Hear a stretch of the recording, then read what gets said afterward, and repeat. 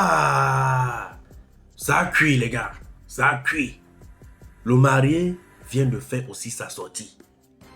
Il dit qu'il ne va pas rester sur silencieux. Je vous ai dit que c'est moi qui ai fumé le mariage sinon. Entre-temps, moi je ne vais pas prendre parti comme je vous ai dit. Parce qu'une histoire des gens qui se sont vus nickel. Il faut faire attention. Il n'y a que les deux là qui savent la vérité. Mais entre-temps, mes projecteurs, il faut que vous soyez au courant de ce qui se passe. Nous venons de suivre, pour ceux qui n'ont pas suivi la version de la femme, c'est la vidéo restante. Allez juste là en bas, vous allez voir. Donc maintenant, on va suivre la version de l'homme. Écoutez attentivement. Et aussi les déclarations. En tout cas, les gars, écoutez. Ça a cuit. Le mari de Chimène Ngoli est sorti. J'ai dit, on n'a pas dit que chacun va venir chercher la couverture et mettre sur son corps. Le monsieur dit que quand il est venu en France, que l'histoire-ci a d'abord commencé comment? En mars 2022, il a demandé à une personne en commun de le remettre en contact avec Chimène Ngoli. Quand il a connu Chimène Ngoli, il avait 17 ans, elle avait 15 ans, donc c'est son amour de jeunesse. Ils sont perdus de vue pendant 10 ans. En mars, il a demandé à rentrer en contact avec elle. Elle a accepté. Elle lui a demandé tout de suite, est-ce que tu es marié? Il a dit oui. Tu as les enfants? Il a dit oui. Mais il a dit qu'il n'était pas marié légalement avec la mère de ses enfants. Chimène a dit que moi je te veux, je vais t'épouser. Est-ce que tu es d'accord? Mais genre, c'est lourd. Je vais faire au moins 3 à 4 vidéos pour bien vous expliquer parce que l'affaire est trop grave. Que le monsieur a dit que ok, il n'y a pas de problème comme je m'épouse. Mais que tout de suite, il a senti que la femme était agressive, elle avait des manières bizarres. Maman, il a dit que oh, maman, il n'y a pas de problème. Elle venait en septembre, alors qu'il est rentré avec un mars. Bref, il nous dit que la fille voulait le nias, le mougou, le quoi, par l'arrière-train, avec le banc électrique, chaque temps. Donc pour nous dire que elle avait déjà commencé, il avait accepté. Mais c'était la façon dont elle le faisait fréquemment. Qu'il ne voulait pas. Donc, il a quand même accepté la niasse par derrière. Il a quand même accepté que la fille a le mougou avec le zizi électronique par derrière. Mais pas tout le temps. Mais elle voulait que ça soit constant. Mais genre, le mariage qu'on cherche ici, on a même prière. On a mon juju, ma juju là. Aïe. Donc, après maintenant, elle appelle la police sur lui quand il refuse de l'amour par derrière là. Elle appelle la police sur lui. Elle le laisse dormir dehors. Elle le maltraite. Elle fait tout oui. Parce qu'on doit se dire la vérité. C'est pour les hommes qu'on voit. Mais il y a les femmes perverses, narcissiques. Tout ce que vous voyez les hommes font là. Les femmes font ça aux hommes. Sauf que les hommes n'ont pas le courage de dénoncer. Les hommes ont honte. Les hommes se disent que ouais, je vais aller me plaindre. On va me voir comment. Alors que la femme a la facilité de venir se plaindre comme ça. Il y a une solidarité féminine méchante. Le monsieur dit donc que la femme est venue pour se marier. Mais la façon dont la femme est venue en septembre, la façon dont elle a mal parlé, elle a méprisé la mère de ce monsieur. Le monsieur a dit que maman, pardon. Tu vas aller avec ton mariage, je vais moi rester tranquille avec ma femme non légale et mes enfants. Maman, la femme l'a convoqué au 7. Il est allé au 7, il a dit, maman, mon nom fait quoi ici? On vient quand t'as convoqué, tu as refusé de marier, non? Il dit que maman, depuis quand on refuse de se marier, on est convoqué à la police. Quand même des policiers du CED lui ont dit que mon frère, à qualité que la femme s'y fait avec la force, est-ce que tu vas la supporter en paix? En tout cas, tu es un homme. Arrivé là-bas, tu fonds dans la nature comme les autres fondent dans la nature. Le père, la phrase que tu as écrite là, c'est ça qui va faire, on va te chasser, on va te rendre au pays. Il a quand même accepté de se marier. Il s'est dit que devant, la femme va changer et tout. Mais arrivé ici, il ne veut pas qu'elle ait les téléphones. Il ne veut pas que... C'est ça qu'on appelle mauvais mariage. Vous qui dites que Vivi vit un mauvais mariage, que son mari est méchant. Non, un mauvais mari ne te laisse pas vivre. Il ne te laisse pas avoir ta vie privée. Il te surveille, il te hack. Il te met mal à l'aise. Il te traumatise psychologiquement. Pas le genre que tu es au nord, il est au sud, il surveille. Non, tu vas d'abord me faire comment pour bouger. Le gars dit que...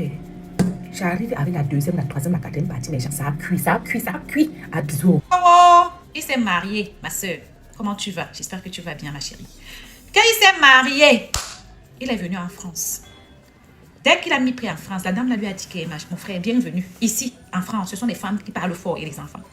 Ici, en France, là, si tu ne marches pas comme je veux, je vais te faire rentrer comme un rat. Que pendant 7 mois qu'il a fait pendant 2 mois, il a fait sa formation. Il était en stage. Il recevait 700 €. On virait dans le compte commun. La femme lui avait dit qu'il n'a pas le droit d'avoir son propre compte ici en France parce qu'il vient d'arriver. Donc pendant 7 mois-là, elle a reçu 800 €. Il lui demandait que donne-moi même 100 €. Non, je vais envoyer à mes enfants au pays. Elle disait que je ne donne pas. Que un jour, elle s'est levée, elle a dit que allez, courbe-toi, je vais te mougou. Le monsieur a dit non. Il a dit au monsieur que le monsieur lui a dit que Si c'est pour faire normalement, oui, mais si c'est pour ça, je ne suis pas moi dedans.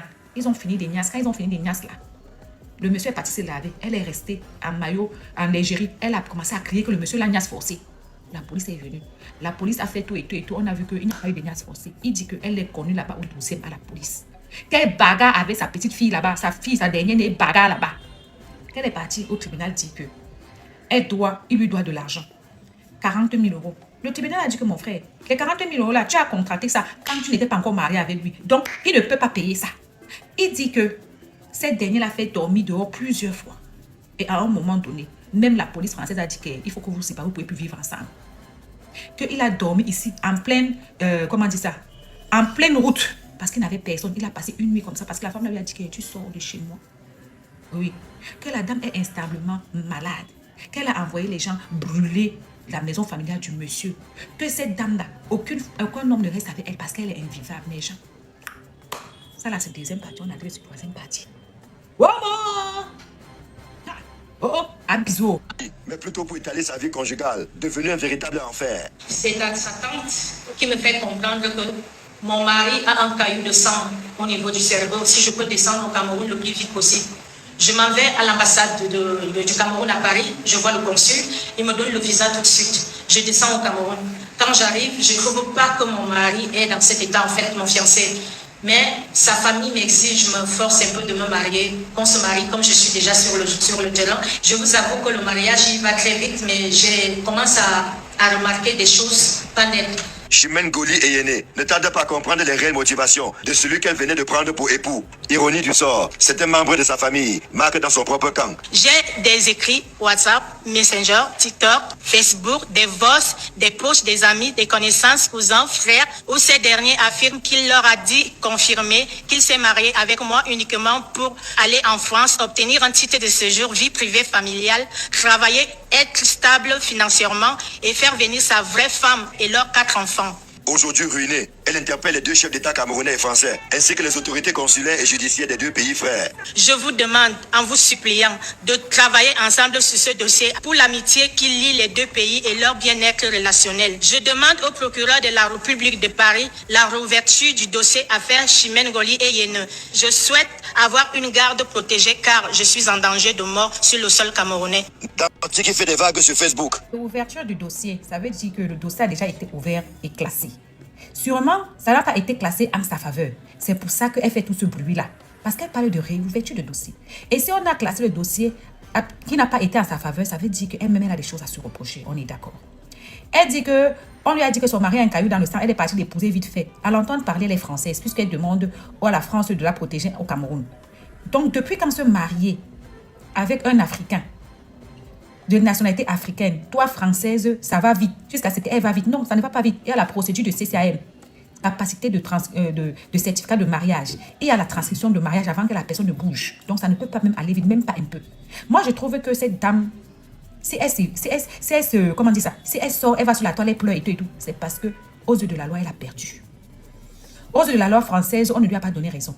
Le monsieur a peut-être eu son titre de séjour et ça ne l'arrange pas. Elle refuse d'accepter que ce monsieur qu'elle a fait venir va rester en France, va faire venir sa famille, alors que c'est elle qui l'a fait venir. Oui, si elle était sûre que sa procédure ici en France était bonne et qu'on avait donné tort au monsieur, elle n'allait pas s'agiter comme ça. Mes sœurs, ouvrons les yeux, soyons vrais. Arrêtons les histoires de solidarité féminine là. Le comportement de cette femme est bizarre. Si elle a perdu ici en France, avec toutes les preuves, parce que le monsieur parle, il donne les détails, il donne les dates, il donne les noms, il dit qu'allez à la police de telle personne du 12e, vous renseignez, voilà. Il y a des femmes, quand elle te fait venir là, c'est l'enfer. Quand elle te fait venir là, elle-même, elle a connu des échecs. Donc, elle fait venir un esclave. Carrément, elle avait pris un crédit de 40 000 euros. Aujourd'hui, c'est le monsieur qui doit payer alors qu'ils n'étaient même pas ensemble à l'époque. Vous voyez les choses comme ça? Vous allez venir parler que solidarité féminine. Moi, je dis que si la France a classé la fête si, jusqu'à elle dit que réouverture là, c'est parce qu'on a déterminé que c'est un gâteau. Voilà. Merci d'avoir regardé cette vidéo jusqu'à la fin. Vous avez suivi la version de l'homme, non? Maintenant, j'ai laissé l'analyse de celle qui parle là passer aussi.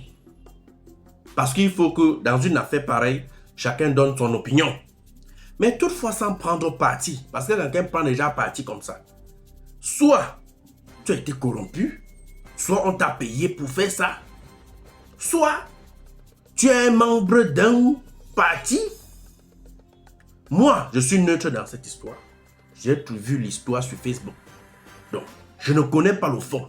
Je ne peux pas tirer sur Chimène Ngoli. Je ne peux pas tirer sur le marié. Je ne peux pas dire que Chimène Ngoli s'est retrouvée dans cette situation parce que elle est fait, comme tout ce qu'elle raconte là. Mais attends, tu connais Chimène Ngoli où? Sauf si tu connais l'histoire de Chimène Ngoli avant.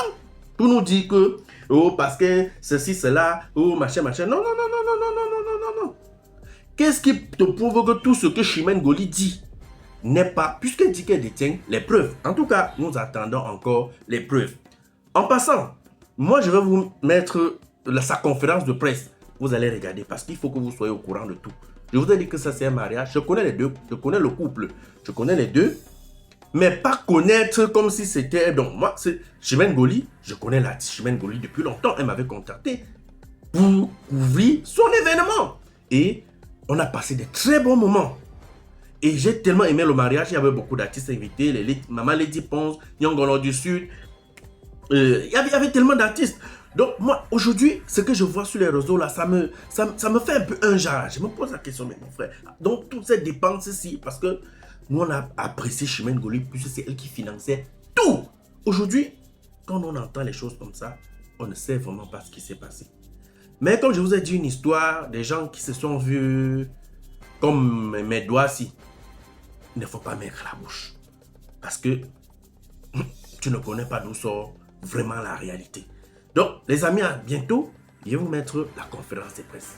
Abonnez-vous. Merci de partager la vidéo. Partagez la vidéo là pour m'encourager. Il faut que je cherche les informations, le fax pour vous envoyer comme ça. Ça, c'est la page du Congo, ça. Le gossip, le vrai. Donc, il faut vous abonner. Clique sur la cloche de notification. Là, quand je mets la vidéo en ligne, tu es informé. Donc, à bientôt pour la conférence de presse de Chimène Ngoli. C'est là-dedans, non, que vous allez comprendre que le coquille a cuit d'un côté.